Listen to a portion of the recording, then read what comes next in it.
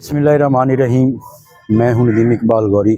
जैसा कि आपको मालूम है, आप मेरा यूट्यूब और फेसबुक चैनल मित्रू न्यूज़ देख रहे हैं। आज हमारे साथ मौजूद हैं अब्दुल अजीज़ साहब, ये सेक्रेटरी हैं यूनियन कौंसिल के। आज यूनियन कौंसिल मित्रू में एक प्रोग्राम तरतीब दिया गया जिसे तरबीती वर्कशॉप जो है निकाह रजिस्ट्रार और सेक्रेटरी ज़बान की। तो ये लोकल गवर्नमेंट के तावन से ये प्रोग्राम पेश किया गया है और इसमें मुख्तलिफ जो है वो यहाँ पर जो आए हुए निकाह रजिस्ट्रार उनको ट्रेनिंग के हवाले से काफ़ी सारी इससे पहले तकरीर भी हुई हैं। ये मास्टर ट्रेनर हैं सेक्रेटरी साहब अब्दुल अजीज़ साहब। हम उनसे पूछते हैं कि इस जो है तरबीती वर्कशॉप का बुनियादी मकसद क्या है। बिस्मिल्लाहिर्रहमानिर्रहीम। ये तरबीती वर्कशॉप कानूनी जो अमेंडमेंट हुई हैं फैमिली बायोलॉजी फैमिली ऑर्डिनेंस में, ये जो फैमिली ऑर्डिनेंस था 1961 में जो लागू किया गया था हर मुस्लिम शहरी पाकिस्तानी हर मुस्लिम शहरी पर, ख़ुसूसन पंजाब में, उसमें जो अमेंडमेंट हुई हैं उस बारे और जो नए कवानीन बनाए गए हैं, औरतों पर तशद्दुद का एक्ट है, बच्चों के तहफ़्फ़ुज़ का एक्ट है, उस बारे निकाह रजिस्ट्रार और सेक्रेटरी साहबान को ब्रीफ किया गया है और उसके बारे में मालूमात दी गई हैं, उसके बारे में आगाही दी गई है। अच्छा, जो नई जो उसमें अमेंडमेंट हुई है निकाह रजिस्ट्रार के पास जो पर्त होती है, जो हर यूनियन कौंसिल अपने निकाह रजिस्ट्रार को जारी की थी, इसमें कौन सी तब्दीलियाँ हुई हैं जो नई तब्दीलियाँ आ जाएंगी? तब्दीलियाँ इसमें इतनी नहीं हुई, लेकिन पहले ये था कि मिसाल के तौर पर बच्चे की उम्र 18 साल और बच्ची की उम्र 16 साल कम अज़ कम। अच्छा, ठीक है। अक्सर आए रोज़ अदालतों में ये केसेस आ रहे हैं कि बच्ची कम उम्र होती है, वालिदैन उसकी उम्र गलत लिखवा के उसकी शादी कर देते हैं, बाद वो बच्ची अदालत पहुंच जाती है या किसी तरीके से कि उसकी उम्र कम थी, तो बड़े मसाइल जन्म रहे थे। तो हमारे डिपार्टमेंट ने इसी सिलसिले में लाला मूसा में 18-19 नवंबर को एक तरबियती वर्कशॉप का एहतमाम किया, जिसमें इन सारे मसाइल को डिस्कस किया गया और इनके ऊपर सैर हासिल गुफ्तगू की गई। अब सूरत हाल ये है कि इसके 25 कॉलम हैं, 24 कॉलम हैं अपना निकाह रजिस्टर के। पहले निकाह रजिस्टर ऐसा करते थे कि कुछ कॉलम पूर कर लिए, कुछ को छोड़ दिया, जिसकी वजह से प्रॉब्लम बनती थी। बाद में नाचाकी हो जाती थी अपना दूल्हा दुल्हन के यहाँ, तो वो अदालतों में चले जाते थे, बड़ी परेशानी होती थी।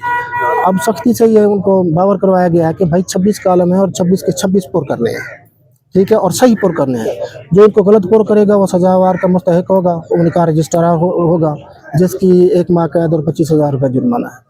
तो अब इसमें जो बुनियादी जो चीज़ें हैं वो उन पर ये फोकस किया गया है कि बच्चे या बच्ची की उम्र, लड़का की उम्र 18 साल होनी चाहिए, लड़की की उम्र 16 साल से कम नहीं होनी चाहिए।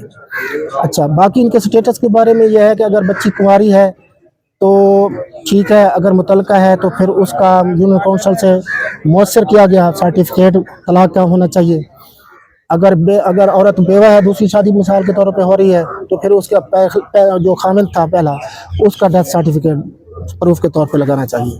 उम्र के बारे में ये है कि उम्र का तयन करने के लिए या उम्र के सबूत के लिए नादरा का जारी करदा शनाख्ती कार्ड हो, कौमी शनाख्ती कार्ड, या यूनियन कौंसिल से जारी करदा पैदाइशनामा बर्थ सर्टिफिकेट हो, या नादरा की तरफ से जारी करदा बे फॉर्म हो।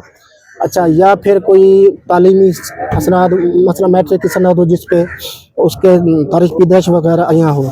अगर ये सब चीज़ें उसके पास नहीं, उम्र उसकी 16 साल है बच्ची की, वो शादी करना चाहते हैं, ना उसके पास बे फार्म है, ना यूनियन कौंसिल का बर्थ सर्टिफिकेट है, ना मैट्रिक की सनद है, तो फिर उसके लिए क्या है? हाँ, DHQ का एक अपना मेडिकल बोर्ड का डिसाइड शुदा होता है, वो सर्टिफिकेट देते हैं। वो अगर वो भी नहीं है तो फिर ये शादी रजिस्टर्ड नहीं होगी। अच्छा, बिल्कुल नहीं होगी। क्यों कि प्रूफ ज़रूरी है बर्थ का, पैदाइश का, ताकि पता चले कि ये 18 साल का है या उससे कम है या ज़्यादा है। कानून तो यही कहता है कि जिसके पास सबूत नहीं है पैदाइश का, उसका निकाह इंदराज नहीं किया जाएगा। वो अपने सबूत मुहैया करे, पैदा करे, उसके बाद निकाह करे। अच्छा, एक चीज़ और है कि निकाह जो पर्त है, ये इसकी 4 परतें होती हैं ना जी।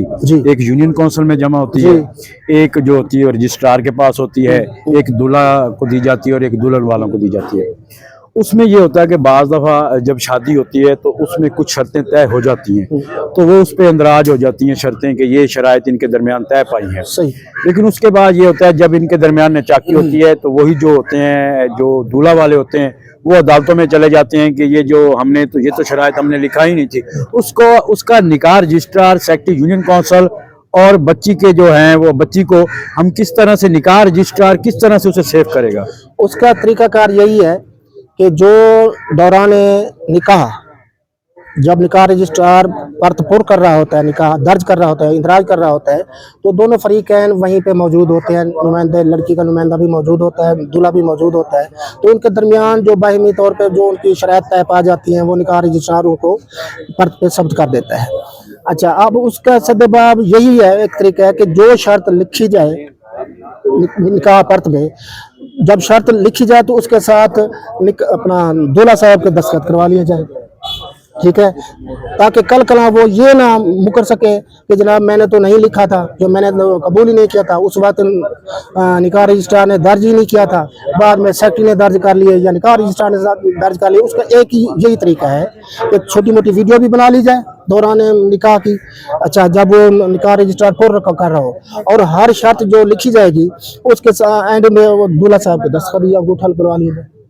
अच्छा, इसी तरह से जिस तरह से आप निकाह रजिस्ट्रार की ट्रेनिंग में करें, हम तलाक के हवाले से भी आपसे कुछ मालूमात हासिल करना चाहते थे।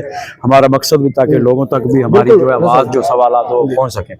बाज़ लोगों ने ये किया हुआ है कि जब तलाक हम स्टाम्प पेपर पे उन्हें दी जाती है तो वो स्टाम्प पेपर ही घर रख लेते हैं, उस पर हस्बे ज़ाब्ता कार्रवाई नहीं होती।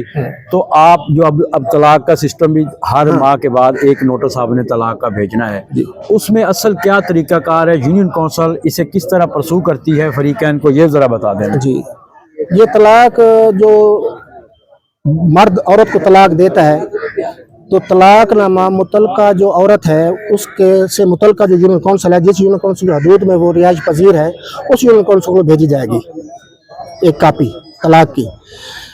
वहाँ पे जब कापी भेजी जाएगी, सेक्रेटरी साहब उसको दर्ज करेंगे, दर्ज करके एक सालसी काउंसिल तश्कील दी जाएगी।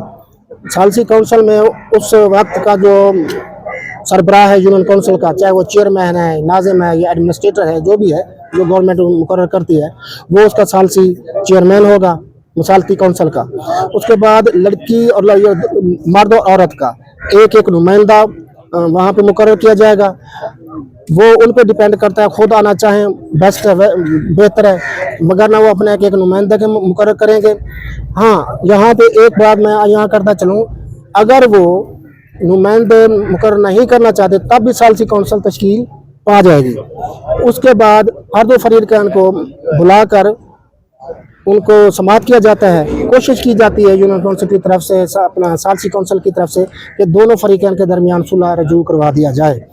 अगर दोनों फरीकैन राजी नहीं होते तो फिर वो सुलह हमारी जो है ना वो नाकाम हो जाती है और तलाक मौसर हो जाती है। अच्छा, इसमें एक और मसला, और ये 90 दिन के अंदर हमने ये प्रोसेस 90 दिन का आपने तय करना है। एक और मसला है कि दूसरी शादी का जो रुझान है, वो काफ़ी लोग दूसरी शादी करना, तो उसका जो है वो खावंद के लिए और जो उसकी बीवी है पहली, उसके लिए यूनियन काउंसिल से इजाज़त जो है उसका क्या तरीकाकार है? कोई शख्स वो पहले से शादीशुदा है और वो दूसरी शादी करना चाह रहा है, वो एक दरख्वास्त गुजारेगा यूनियन काउंसिल को, ठीक है, कि मैं दूसरी शादी करना चाहता हूँ। वो अपना जो भी रीज़न है उसमें लिखेगा, जो भी उसका मसला है, वो दरख्वास्त यूनियन काउंसिल को मौसूल होगी। सेक्रेटरी यूनियन काउंसिल उसको एक सालसी काउंसिल तश्कील पाएगी, देगा। अच्छा, उस सालसी काउंसिल का जो चेयरमैन होगा वो मुसलमान होना जरूरी है। अच्छा, हाँ जी, गैर मुस्लिम अगर फ़र्ज़ किया कोई एडमिनिस्ट्रेटर, चेयरमैन, नाज़िम गैर मुस्लिम है, तो फिर उस यूनियन काउंसिल का जो हाउस है, जो वहाँ पे जो नुमाइंदे हैं, वो अपना कुछ सीनियर नुमाइंदा मुकर्रर करेंगे बतौर चेयरमैन सालसी काउंसिल। जब सालसी काउंसिल तश्कील पा जाएगी तो फिर हर दो फरीकैन को बुलाया जाएगा और उस जो पहले वाली बीवी है उसको भी बुलाया जाएगा और उससे उसका यानी मौक़िफ़ लिया जाएगा, उसका बयान लिया जाएगा कि आप शादी या दूसरी शादी की इजाज़त लेना चाह रहा है, आप इसमें शादी की इजाज़त देती हैं या नहीं देती हैं। और वो जो तमाम मामलात फिर सालसी काउंसिल देखेगी। और जो अच्छा मर्द भी होगा फिर तमाम पहलू पे सरासर गुफ्तगू की जाएगी, परखा जाएगा। उसके बाद जो सालसी कौंसिल फिर अपना फैसला देगी वो कबूल होगा। अब मिसाल के तौर पर सालसी कौंसिल फैसला दे देती है कि बंदा दूसरी शादी कर ले, ठीक है, जबकि औरत कहती है कि ये मेरे साथ नाइंसाफ़ी हुई है, तो वो इस फैसले के अगेंस्ट रिव्यू में यानी अपील के तौर पर डिस्ट्रिक्ट कलेक्टर को चली जाएगी। डिस्ट्रिक्ट कलेक्टर के पास दरख्वास्त देगी कि जनाब इस फैसले पर नज़रसानी की जाए या इसे दोबारा किया जाए। डिस्ट्रिक्ट कलेक्टर फिर उस नज़रसानी अपील को समाप्त करेंगे जो भी है। उसके बाद जो उनका फैसला होगा फिर वो आखिरी फैसला होगा, उसे किसी कोर्ट में चला नहीं। अच्छा, बेवा जब कोई बेवा औरत निकाह करती है तो उसके लिए निकाह रजिस्ट्रार या यूनियन कौंसिल को उस बेवा को किन शराइत पर वो निकाह आगे कर सकती है? उसके पास क्या क्या दस्तावेज होने चाहिए? बेवा के जी बेवा, सवाल ये है ना कि जो बेवा शादी कर रही है दूसरी अपनी है, उसके पास क्या क्या प्रूफ होने चाहिए या डॉक्यूमेंट्स होने चाहिए जिसके वजह उसका निकाह दर्ज हो जाए? ऐसे है ना जी। सवाल आपने यही किया ना। उसके लिए यही है कि वो जो औरत है वो शादी करना चाह रही है, तो अगर तो है बेवा तो फिर वो अपने खाविंद का, जो उसका खाविंद था लास्ट टाइम, उसका डेथ सर्टिफिकेट उसके पास होना चाहिए। वो डेथ सर्टिफिकेट निकाह रजिस्ट्रार को प्रोवाइड करेगी। निकाह रजिस्ट्रार को डेथ सर्टिफिकेट देख के उसके शनाख्ती कार्ड के मुताबिक भी ये उसकी ज़ौजत में थी तो वो उसका निकाह दर्ज हो जाएगा। बहुत शुक्रिया। ये थे मास्टर ट्रेनर थे। ये लोकल गवर्नमेंट के ज़ेर एहतमाम जो प्रोग्राम तरतीब किया गया, तरबियती वर्कशॉप हुई आज यूनियन कौंसिल मित्रू में, जिसमें 4 यूनियन कौंसिल के निकाह रजिस्ट्रार और सेक्रेटरीज ने पार्टिसिपेट किया है। तो हम शुक्रिया अदा करते हैं अब्दुल अजीज साहब।